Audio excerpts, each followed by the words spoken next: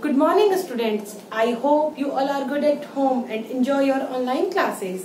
Okay, today we start chapter number 14, statistics. Okay, in this chapter we learn about collection of data, mean, mode, median, and similar things related to data.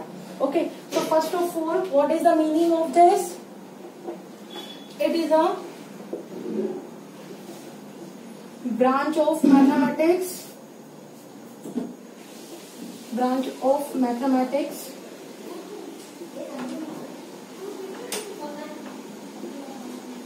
which deals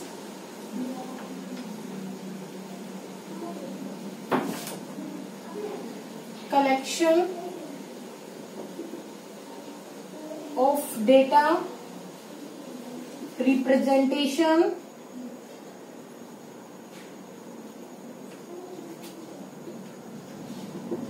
analysis,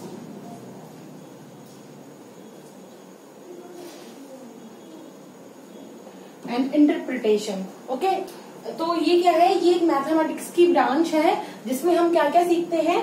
collection of data means information को कैसे collect करते हैं, कैसे rearrange करते हैं. Okay, and representation, उसको वापस से रिप्रेजेंट कैसे करते हैं? By graph, by vectograph, double bar graph और हिस्टोग्राम, लाइक दिस. ये सारी चीजें होती हैं. ओके, एनालिसिस, और उन्हें कैसे एनालिसिस करते हैं. मीन्स एक बहुत बड़ी आपको इन्फॉर्मेशन गिवन है तो उसको आप सिर्फ डायग्राम देखकर कैसे पता लगा सकते हो कि ये इन्फॉर्मेशन इस बारे में है और इसका मीनिंग ये है.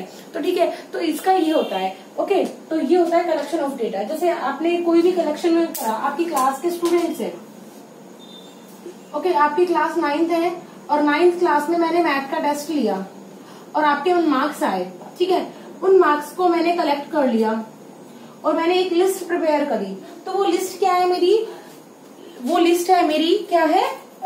Data of collection of data है. ठीक है, अगर उस लिस्ट के अकॉर्डिंग मैं अलग अलग डिवाइड कर दूं कि 0 से 10 तक के कितने, 0 से 10 के बीच में कितने स्टूडेंट्स के मार्क्स आए, उसके बाद 10 to 20 के बीच कितने स्टूडेंट्स के मार्क्स आए, 20 to 30 कितने स्टूडेंट्स के मार्क्स आए, तो मैं number of students like this मैंने लिख दिया. यहाँ पे 3 स्टूडेंट्स के ये मार्क्स आए, उसके बाद 5 के ये आए और 12 स्टूडेंट्स के ये आए. ठीक है, और 30 to 40 आपके 15 स्टूडेंट्स के आए एंड 40 to 50 ये आए आपके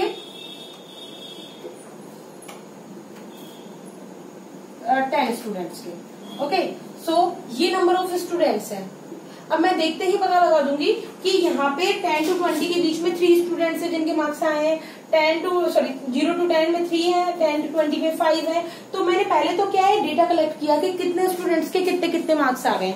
ठीक है, फिर उसको मैंने रीअरेंज करा और इस इंफॉर्मेशन को यहाँ पे मैंने एक टेबुलर फॉर्म में रिप्रेजेंट कर दिया. तो ये मेरा क्या है? ये मेरा है रिप्रेजेंटेशन ऑफ डेटा. ठीक है, तो यहाँ पे ये रिप्रेजेंटेशन ऑफ डेटा हो गया है. इसको मैं ग्राफ में भी ड्रॉ कर सकती हूँ. ग्राफ में ड्रॉ करने के लिए आपको सिखाया हुआ है bar graph, double bar graph, तो वो अलग अलग टाइप के होते हैं. तो उसके अकॉर्डिंग आपको पता लग जाता है कि डायरेक्ट ग्राफ देख के कि ये डेटा कितने स्टूडेंट्स के कितने मार्क्स आए हैं. ठीक है, तो अब इससे रिलेटेड कुछ टर्म्स हैं वो सीखेंगे हम.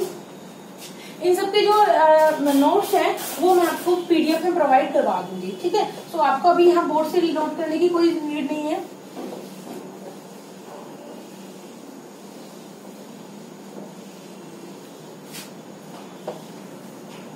सबसे पहले टर्म है हमारी data. What is data? Data क्या होता है? डेटा होता है कलेक्शन ऑफ इंफॉर्मेशन. जो इंफॉर्मेशन होती है ना उसका कलेक्शन होता है. कलेक्शन ऑफ इंफॉर्मेशन वो हमारा डेटा होता है. अब इस डेटा को कैसे रिप्रेजेंट करना है कैसे नहीं वो हमारे आगे की बातों में सीखेंगे. ठीक है, लेकिन आप डेटा का मीनिंग क्या है कि आपको कलेक्शन करना है इन्फॉर्मेशन का. लाइक एज अगर मैं आपको क्लास में बोलती हूँ कि आपको अपने घर पे जितने भी मेंबर्स हैं उनकी सबकी हाइट पता करनी है, तो आप सबके पास जाओगे और सबसे पूछोगे कि आपकी हाइट कितनी है, या फिर आप मेजर करोगे. तो ये क्या हो गया, आपने जो इन्फॉर्मेशन कलेक्ट करी है वो क्या है, आपका डेटा है. ठीक है, और इसे हम रो डेटा भी बोलते हैं. ये क्या होता है, हमारा रो डेटा भी होता है. 7th क्लास में आपको टीचर ने बताया होगा रो डेटा क्या होता है. ठीक है, तो ये होता है हमारा रो डेटा. ओके, उसके बाद आता है कलेक्शन ऑफ डेटा के बाद आता है हमारे पास टाइप्स ऑफ डेटा। ठीक है, क्या होता है types of data.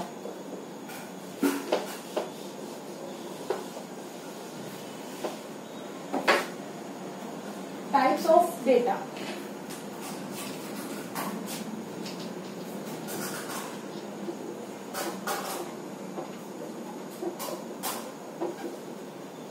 there are two types of data.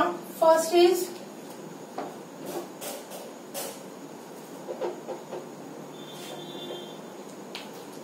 primary data,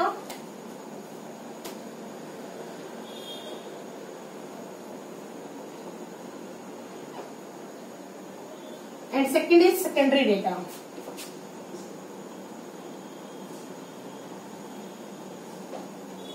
What is primary data and what is secondary data?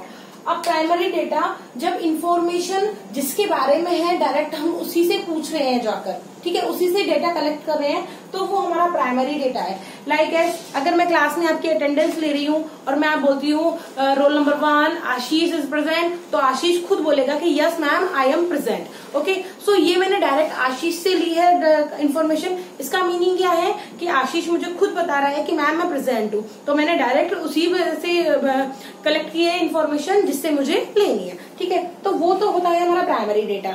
Okay, and secondary data क्या होता है, जो किसी अदर सोर्स से हमें कलेक्ट करते हैं इन्फॉर्मेशन, ऐसी इन्फॉर्मेशन, ऐसा डेटा जो हमें किसी और अदर सोर्स से कलेक्ट करना पड़ता है। ओके, लाइक एज जैसे MS धोनी है, रिसेंटली उसने अभी संन्यास लिया है क्रिकेट से, तो MS धोनी ने कितने मैच खेले और कितने रन बनाए उसने, या फिर कौन से मैच में उसने क्या करा था, तो इस सब का डेटा कलेक्ट करने के लिए आप MS धोनी के पास तो जाओगे नहीं।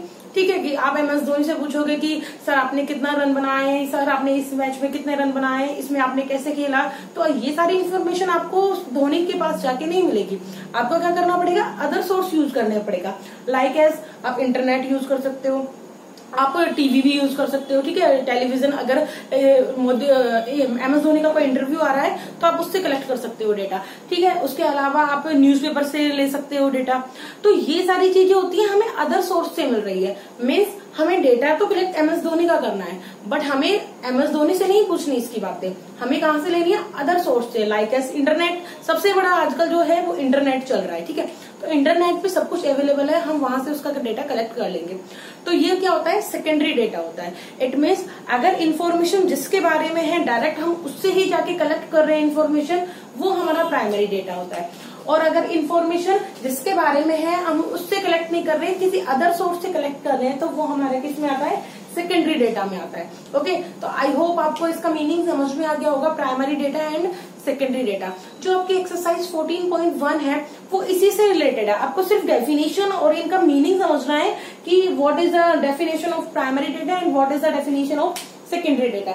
इन सबके डेफिनेशन, इनके सबके नोट्स मैं आपको बनवाऊंगी। ठीक है, लेकिन आपको ये कंसेप्ट समझ में आना चाहिए कि आपको क्या होता है। अगर मैं आपको बोलूं कि आपको कम से कम इसमें 5 एग्जाम्पल देने हैं, जैसे 5 एग्जाम्पल आपको प्राइमरी डेटा के देने हैं, 5 एग्जाम्पल आपको सेकेंडरी डेटा के देने हैं, तो आपको वो एग्जाम्पल्स देने आने चाहिए कि मैं क्या क्या दे सकती हूँ। जैसे अब प्राइमरी डेटा में मैंने आपको बताया कि आप अपने फैमिली मेंबर्स की हाइट पूछना चाहते हो, तो आप डायरेक्ट अपने फैमिली मेंबर से जाके पूछ सकते हो कि आपकी हाइट कितनी है। ठीक है, और सेकंड एग्जांपल हो गया कि आपको कोई मैथ में, जैसे आपके अभी PA1 टेस्ट हुए हैं। ठीक है, PA1 टेस्ट हुए हैं, तो आपने को कलेक्ट करनी है आपकी खुद की नंबर्स की लिस्ट। ठीक है, तो आपने डायरेक्ट मैथ वाली टीचर से मैथ के नंबर पूछ लिए, साइंस वाली टीचर से साइंस के नंबर पूछ लिए, तो मतलब जिससे जो कलेक्ट करना है वो प्राइमरी डेटा होता है। ठीक है, और सेकेंडरी डेटा में आप बहुत सारे एग्जांपल्स बना सकते हो, जैसे मैंने MS धोनी का बताया था आपको, या फिर कोई नरेंद्र मोदी के बारे में कोई इन्फॉर्मेशन आपको कलेक्ट करनी है कि उनका टेन्यूर कैसा था, क्या था,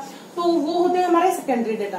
ठीक है, तो मतलब किसी अदर सोर्स से जब हम कलेक्ट करते हैं डेटा को, तो वो होता है सेकेंडरी डेटा, एंड सेम से कलेक्ट करते हैं तो वो होता है हमारा प्राइमरी डेटा।